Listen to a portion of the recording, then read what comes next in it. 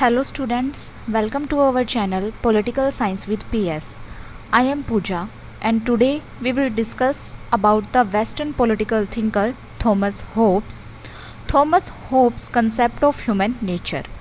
Thomas Hobbes की मानव प्रकृति की अवधारणा के बारे में आज हम डिस्कस करेंगे। अगर आप इस वीडियो का PDF पाना चाहते हैं तो हमारे टेलीग्राम चैनल को ज्वाइन करें। टेलीग्राम का लिंक वीडियो के डिस्क्रिप्शन बॉक्स में दिया गया है। तो चलिए स्टार्ट करते हैं आज का टॉपिक। सबसे पहले हम थॉमस होब्स के बारे में जानेंगे कि थॉमस होब्स कौन थे। राजनीतिक चिंतन के इतिहास में होब्स का नाम मोंटेस्क्यू, मैकियावेली, रूसो जैसे दार्शनिकों की प्रथम पंक्ति में लिया जाता है। मैक्सी का कहना है कि अंग्रेजी भाषा भाषियों ने जितने भी राजनीतिक दर्शन के लेखकों को जन्म दिया है उन सभी में कदाचित होब्स महानतम हैं। जितने भी अंग्रेजी भाषा भाषी दार्शनिक हैं, लेखक हैं, उन सभी में थॉमस होब्स सबसे ऊपर हैं।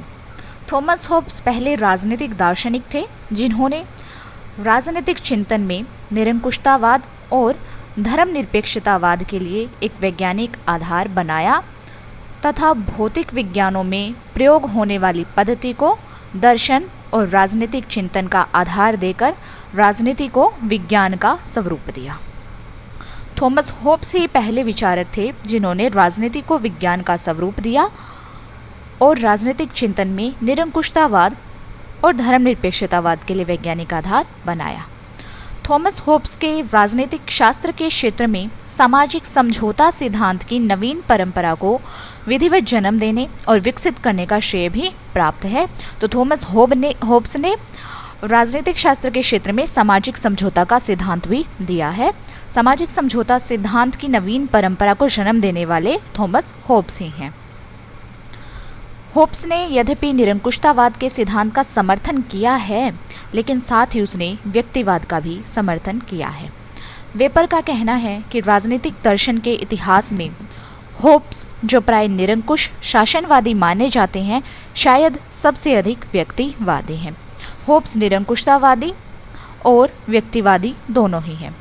इसी कथन की पुष्टि मैक्सी ने भी अपने शब्दों में की है कि निरंकुशतावादी होते हुए भी होब्स आदि से लेकर अंत तक, शुरू से लेकर आखिर तक व्यक्तिवादी है।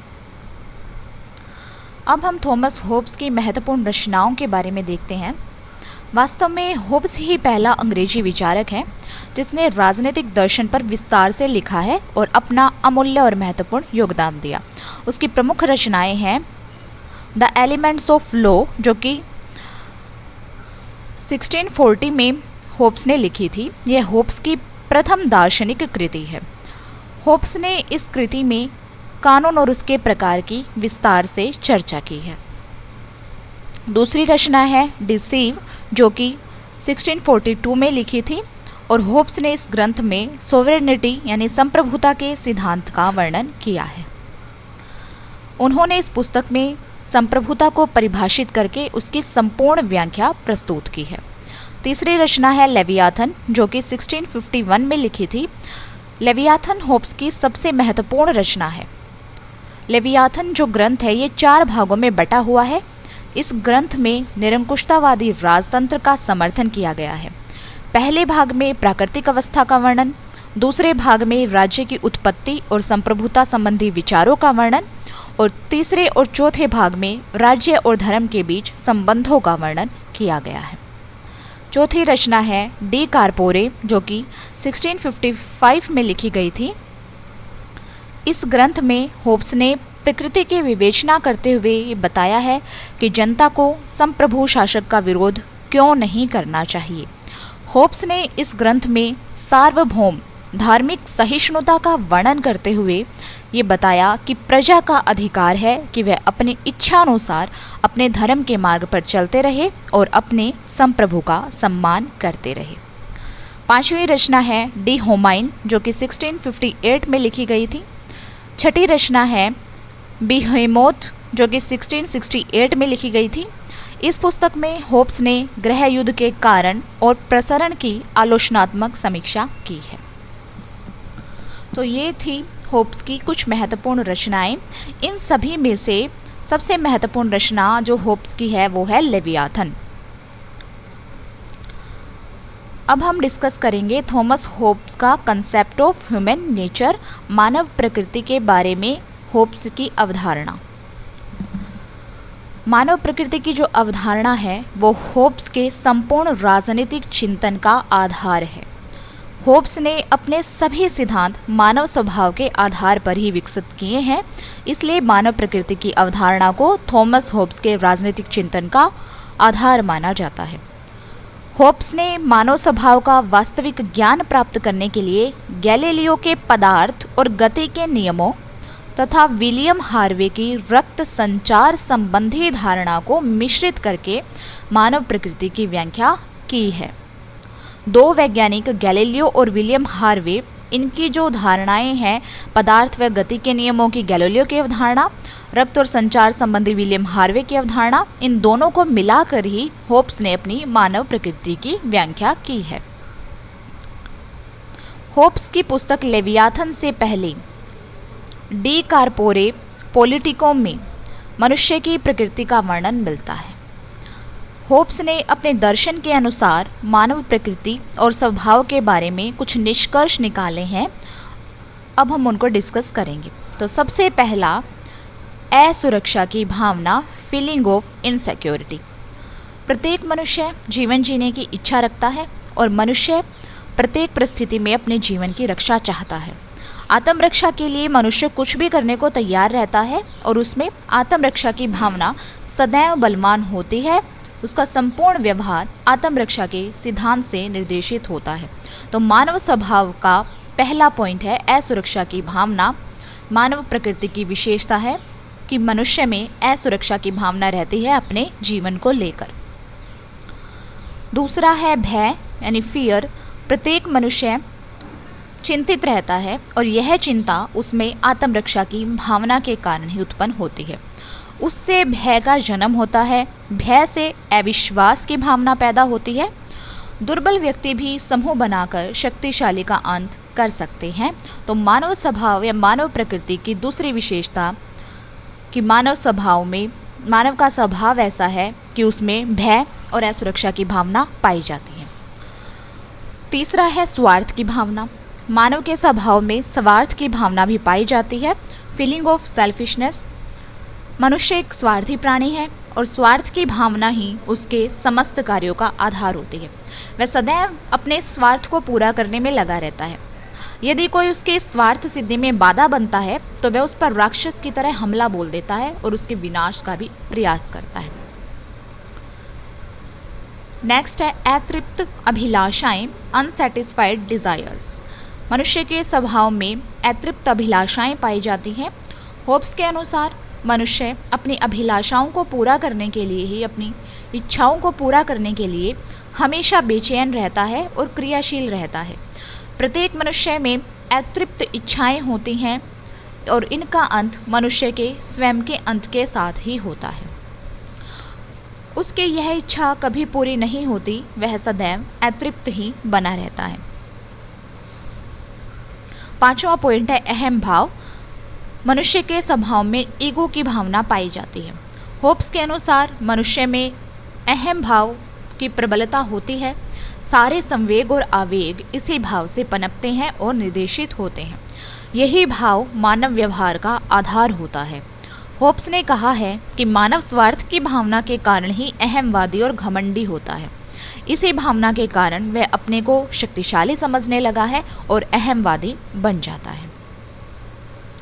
छठा पॉइंट है इच्छा और अनिच्छा। मनुष्य के स्वभाव में डिजायर और एवर्जन भी पाए जाते हैं। होब्स के अनुसार मानव स्वभाव में दो विरोधी तत्व पाए जाते हैं, आकर्षण और विकर्षण। मनुष्य का स्वभाव है कि जो पदार्थ आकर्षक होता है वह उसे प्रिय लगता है और जो पदार्थ विकर्षक होता है उससे मानव घृणा करता है। किसी वस्तु को प्राप्त करने पर उसे प्रसन्नता, आशा और उल्लास की प्राप्ति होती है, जबकि किसी दूसरे पदार्थ को प्राप्त करने पर जो विकर्षक होता है उसको प्राप्त करने पर उसे दुख, निराशा और विषाद मिलता है।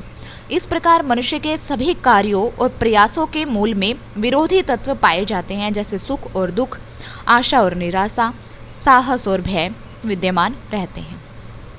सेवंथ है सुख और दुख, पेन एंड प्लेजर। होप्स का मानना है कि मनुष्य सुख की इच्छा के लिए और दुख से बचने के लिए उपाय करता है। उसका आचरण सुख और दुख के सिद्धांत पर ही आधारित होता है और होप्स को इसी सिद्धांत के कारण उपयोगितावादी दर्शन का प्रथम प्रस्तुतकर्ता माना जाता है कि उसने मानव स्वभाव में सुख और दुख का वर्णन किया है। 8वां पॉइंट है समानता, इक्वेलिटी। होप्स सभी मनुष्य को समान मानता है। उसका कहना है कि मनुष्य की शारीरिक और मानसिक योग्यता में काफ़ी समानता होती है। सभी मनुष्य की मूल प्रवृत्ति आत्मरक्षा है और वे इसे केंद्र बनाकर ही कार्य करते हैं। शारीरिक रूप से कमज़ोर व्यक्ति छल और गुटबाजी के माध्यम से शक्तिशाली मनुष्यों से अपनी रक्षा करते हैं। होप्स के अनुसार मानसिक शक्ति का आधार अनुभव होता है, जो समय के साथ सारे मनुष्यों को लगभग समान रूप से प्राप्त होता है। होप्स के अनुसार सारे मनुष्य लगभग समान होते हैं और इसी समानता के कारण इनमें आपसी संघर्ष पैदा होता है। होप्स का कहना है कि सामान्यतः मनुष्यों में अपना लक्ष्य प्राप्त करने की समान योग्यता होती है और इसी समानता के कारण उनमें अपने लक्ष्यों को प्राप्त करने के लिए आशा का जन्म होता है। अतः यदि दो मनुष्य का लक्ष्य एक ही वस्तु को प्राप्त करना है तो वे एक दूसरे के शत्रु बन जाते हैं। उनमें संघर्ष शुरू हो जाता है और वे एक दूसरे को नष्ट करने के लिए या अपने अधीन करने के लिए प्रयास करने लग जाते हैं। तो मनुष्य में ये पाई जाने वाली समानता है, ये आपसी संघर्ष को जन्म देती है। ये थे होप्स ने जो मानव स्वभाव के बारे में वर्णन किया है, उसके बारे में कुछ पॉइंट्स। लेकिन होप्स की जो मनुष्य के स्वभाव पर जो विचार दिए गए हैं उनकी आलोचनाएं भी की गई हैं। मानव प्रकृति की अवधारणा की कई आलोचकों ने आलोचनाएं भी की हैं। अब हम इन आलोचनाओं को डिस्कस करेंगे। होप्स के मानव स्वभाव विचारों की इन आधारों पर आलोचनाएं की गई हैं। सबसे पहला आधार है कि मानव स्वभाव का एक पक्षीय दृष्टिकोण ही होप्स ने प्रस्तुत किया है। यह विश्लेषण मानव स्वभाव का एक पक्षीय दृष्टिकोण ही कहा जा सकता है। होप्स मनुष्य को घोर स्वार्थी, कपटी, डरपोक, धम्बी और झगड़ालू मानता है।